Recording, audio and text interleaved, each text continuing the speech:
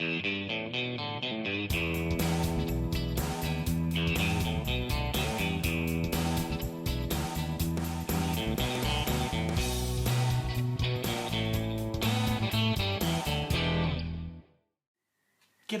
Harry Houdini here, and we're back with the BT-7.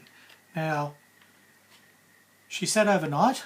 You remember I taped everything up and I was a bit worried about how the nose was going to go, but actually in the morning when the glue had dried and I just sanded off a few little splashes and a few little furry edges, it's come up fine. You probably can't see, but the nose is fine and I've sanded in there, and when that's painted and weathered, that will look fine. That'll look exactly like two metal plates joined together and wrapped around each other with the natural little irregularities that occur with that sort of thing. Now what I have been doing is this front suspension. Probably better if I hold it up like that, or you can see it like so. Find a spot. Now there's not a lot of parts in this really.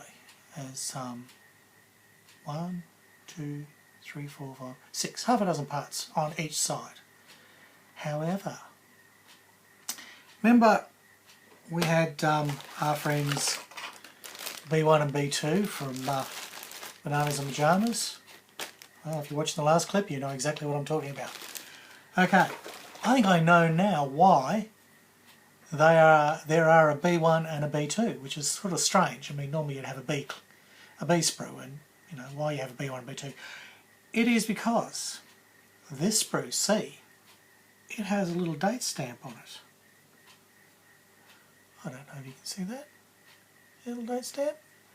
And it's an older sprue, it's 1992, whereas we know this kit was updated and the tracks, because it used to have horrible rubber tracks in the back of the old 90s model, so we know that the track links, the turret, because I know that's a new sprue because that's been used in a couple of the other newer models that share a similar turret, the BT-7 and at least, and I suspect sprue C is no one. Well, I know it. It's got a date stamp on it. Okay, so sprues B1 and B2 and sprue A, new. Fabulous. Sprue C, not so good. Here's the problem. The moulding is slightly out. One side to the other side, slightly slid over. There's a word for that. I'm not sure what it is. It's not called burring, but it basically gives you a sort of a misaligned edge. I'm exaggerating there with my hand, right? It should be like that, the two sides of the mould glue together, but it's done that. Now it's only about 0.5 millimetre, but it's enough to be a problem. It really is. It's enough to be quite a problem. Now, I don't know if you can see there's a really big defined, those are two parts glued together. I think you can see there's quite a bit of bumpiness going on. Okay, that's not a huge issue. Normally you can sand those up, and I've done that here. I've managed to sand those parts up and get rid of that that issue. Except see, there's some very thin little suspension arms there. Well, they're a bugger to sand up because they're not very big anyway. They're only just over 1 millimetre wide anyway, so this 1/4 millimetre or 0.5 millimetre overlap is quite considerable for them, and especially when they are supposed to fit into other parts of your suspension, because you've got this little sort of part here has to have, or not there, that's the wheel, but there's a tiny little hole there, and that hole has to have a 1 millimetre little rod of suspension to go through. Now I really thought I might have to go with Mr. Surfacer on this, just like I thought I would have had to put some Mr. Surfacer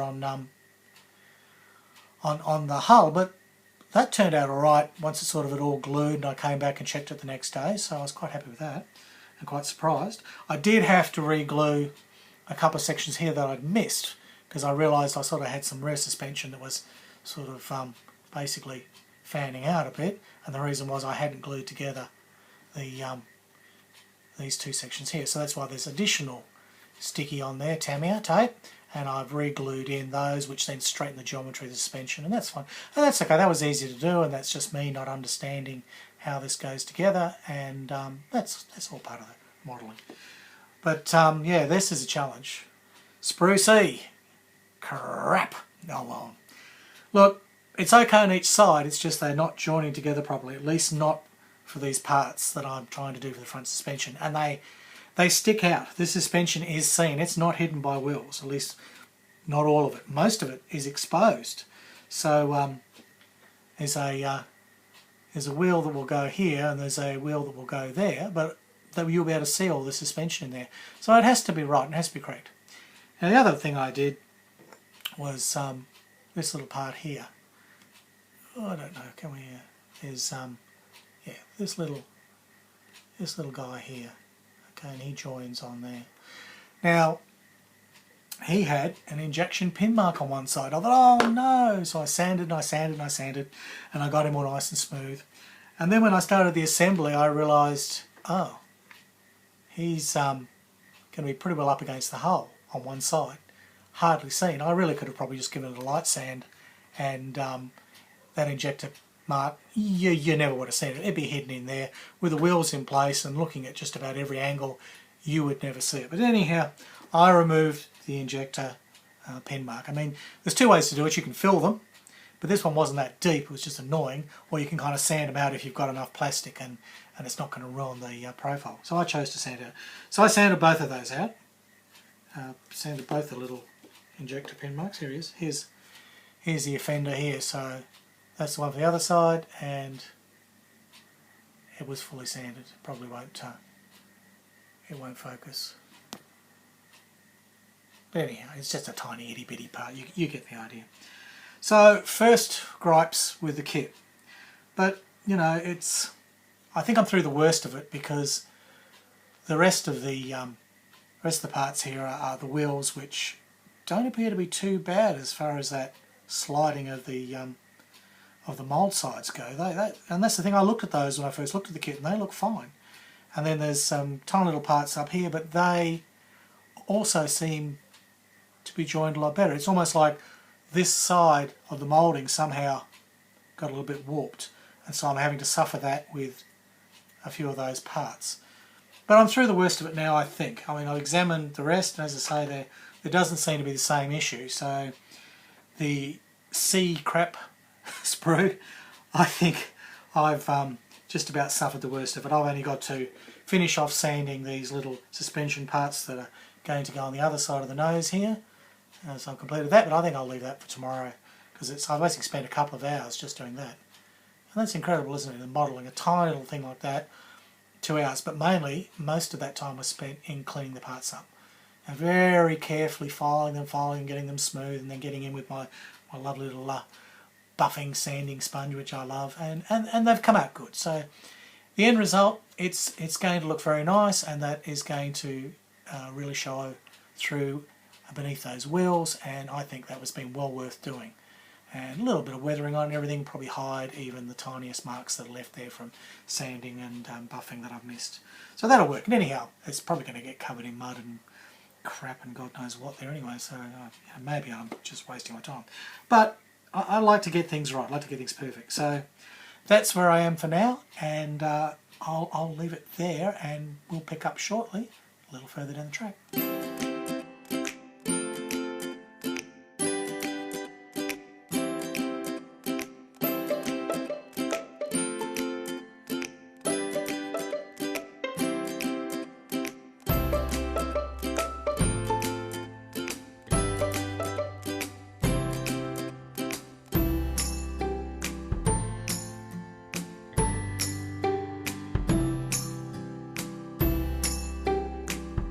Right, after that speeded up little piece of video, you'll see we are finally getting there with these wheels. Now surprisingly, the front suspension, after all that meticulous work and stress and worry about the dreaded C sprue being so dreadful, actually a lot of it's covered up. But I still know it's there, you know, and I know that I've spent my time getting it right. So even though now there's these big fenders, because that's something different with this tank. It's sort of got these fenders in because it's got almost, it's got a car-like front, a big bloody nose on it, not a pair of eyes. And a big smile there where I've got some Mr. Surfacer in there, filling a little joint. So it's going to be okay. After all my fears and anxiety about those parts that overlapped and required so much work, we'll get away with it. And multitude of sins are hidden by the bodywork. So there you go. It sort of looks like a little roadster at the moment, doesn't it? Like a little hot rod. There you go. So what I've got now is the last couple of wheels are just held on with little caps. And I'm about to cut those out and put them on, but I thought I'd show you something, and I picked this up from someone else's YouTube clip. I was just watching what they were doing on one of the little speeded up segments. And by the way, I haven't used the plastic glue here because I only need these wheels on so I can mount the tracks, and then I'll be taking the tracks and the wheels off so they can be painted because the tyres have to be painted, that sort of thing. So what I do is, another little trick, a little bit of white glue. This is Selleys Aquid here, but a white wood glue. And the beauty of that is it'll hold it in place, but you can go and it'll snap off because it really doesn't dissolve the plastic. It just kind of sits on the surface. And you can clean it off with either water, or I found a little bit of window cleaner is brilliant. Put a window cleaner on there with a cotton bud or on the end of your toothbrush, and it's all gone, and the surface then is lovely and clean, and you can put your plastic glue on. Now, these little caps, they've got to go on top of these wheels so that they set to the spindles here. Right? And the beauty is they'll actually rotate, which is kind of nice. Not that I'm going to, be making this motorised or anything, but I suppose the old kit had rubber band tracks, and I suppose their thinking was that you could have all the wheels rotate and put your rubber band tracks on, and you could play with it. But anyhow, I'll have it so my wheels rotate. That'll be nice when fitting the tracks, because especially with sprockets at the back, and just it gives you a bit more freedom, and that's always a good idea with a tank. If you glue on your wheels, especially those that are sprocketed that are going to take the tracks, then your tracks are going to go in only one position, and they have no play, which can be a bit tricky when you go to fit them, or when you take them off and put them back on, and if you swap sides accidentally, not that you should, but you'll have a hell of a trouble, as I found out once when I accidentally got the tracks back on back to front, and somehow I managed to get them on one side, but the other side was way out and it just wouldn't fit, and I had to actually snap the sprocket off and then glue it on into position to match the tracks. Dear, dear, dear me. Anyhow, a little trick. Now, you've got your sprue cutter, and you may have noticed I didn't even use the sprue cutter to get those wheels off. This is the thing, sometimes it's better to use the X-Acto knife. Now with the wheels, they were sitting really nice and flat on here, and they had an absolute flat edge on the tread, because it has rubber tread around it, and I found it was actually faster to just cut them off neatly with the X-Acto, and they required a tiniest bit of sanding, and away they went. So that's one time I did use my sprue cutter to actually get a part off, and it worked. It was a solution. I could do it because I could push it down this way flat on my cutting board, and they weren't in the air. Now, these little caps here, okay, so normally you would just, cut them off with your sprue cutters, as I'm about to do. And that's all normal. That's what you do. Alright, so you've got this tiny little part here. Now it's so fine, and the edges is so small it probably won't even focus. The edges on it are so fine, and when you get a part like this that's just got tiny feathered edges, and I have to go to my extra strong glasses for this one, I can tell you, being blind. Now this tiny little cap, if you tried to cut that with the X-Acto knife, you might get away with it, but more than likely you'll actually bend or distort the plastic around the sides. So what I saw someone doing, and I thought, that's interesting, I should try it, is they actually took their sprue cutters and they very carefully used the sprue cutters to actually cut off a tiny bit of sprue that's there. You go gently, you just do a tiny bit at a time, okay, and that amazingly gives you a lot more control, and you don't damage the part because you're really watching what you're doing. And then once you've got that off, then you can go to my good old friend here, the 3M sander, and yep, careful, doesn't end up in the carpet monster. Then the 3M sander will just simply take any tiny little bits off. And believe me, you probably won't see this in the video, it's too small. But believe me, this trick works. So there she is. Okay, well then, falling there. Tiny little sucker. So it probably needs a little more tidying up, but believe me, this is a great little idea. If you've got a fine part that's got very fine edges to the sprue, and even if you cut a bit of sprue off with a sprue cutter and then you've got to get in there with the X-Acto knife, the X-Acto knife might work, or your modelling knife, but if, like this, has actually got a bit of height to it, so you can't get that cut directly onto your cutting board and get a nice clean cut with the X-Acto knife, you're going to be levering it a bit, so you will actually bend and distort the plastic. So using the sprue cutters, or even a very fine pair of, say, nail cutting scissors, you can just cut around those parts very carefully. Take off a little bit and a little bit more and so on, don't try and do it all at once. And then a light sand, and bingo, that fine part comes up really nice. So there you go, that's a tip. I forget whose clip I saw that on. That was somebody. I mean, I watch so many. There are so many great modelers out there, and I stand on the shoulders of giants, quite frankly. I'm learning all the time, and I'm seeing some brilliant things done, and I'm stealing their great ideas to make my models look better. But as one person said, it's all about sharing, so that's okay. You know, that's what we're doing here. So, yep, there's the my wheels. I've just got to put the hubcaps on, and they'll snap into there.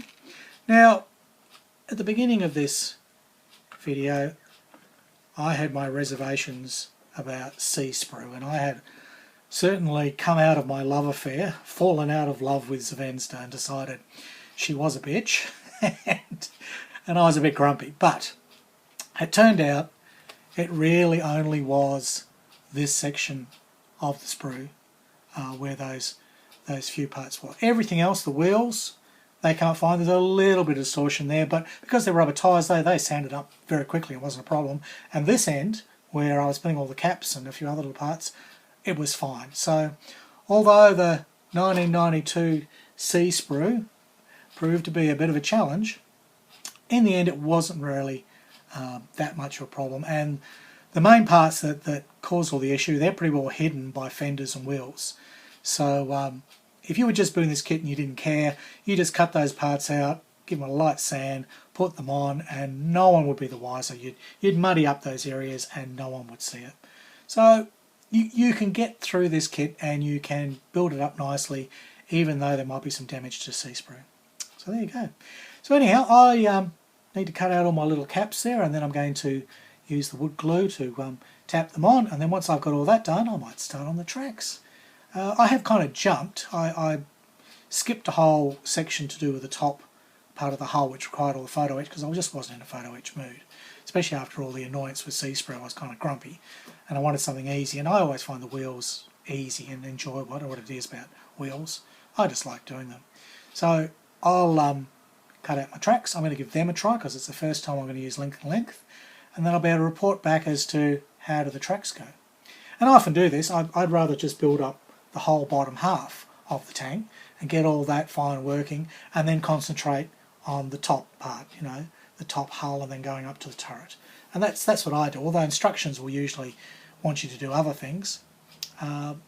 If I can see there really won't be an issue doing that, then that's what I'll do. I'll do it my way, and you can really do that. The instructions are just there to basically give you an idea where everything goes, but if you have enough experience, you can jump around, do the bits you like, come back, do the other bits. It's all about having fun, so you choose. You don't have to be told what to do. You can basically do it your way. Alright, well, that's it for this update. I have waffled on enough. But sea sprue, I'm over it. B1, B2, my little bananas and pyjamas, they're fine. We're onto the tracks. That's where we're really going to find out, because I don't know if these tracks are as good as they seem to be. So I'll report back in the next one on the tracks on Zvezda BT-7. So, hooray from Australia.